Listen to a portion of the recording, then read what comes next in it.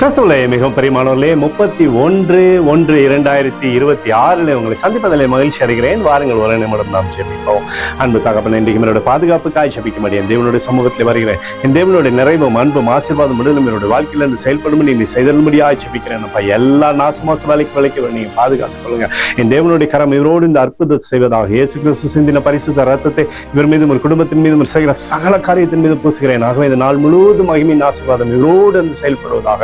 உடைய நிறைவானது இவருடைய வாழ்க்கையிலிருந்து அற்புதத்தை செய்யும்படி நீர் செய்தரும்படியாக ஜெபிக்கிறேன்ப்பா. உடைய நன்மையான ஈவுகள் இவருடைய வாழ்க்கையில இருக்கட்டும் தகப்பனே.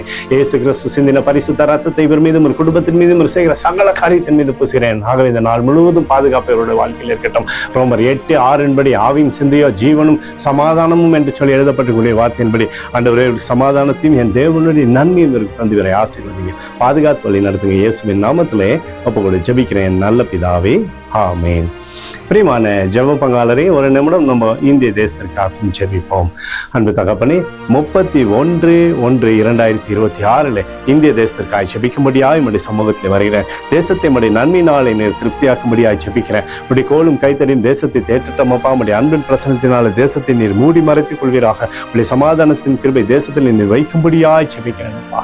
எனக்காக அடித்து நொறுக்கப்பட்டுக்கூடிய இயேசு கிறிஸ்து அவர் சிந்தின வேறுபட்ட ரத்தத்தை வைத்து போகிறேன்.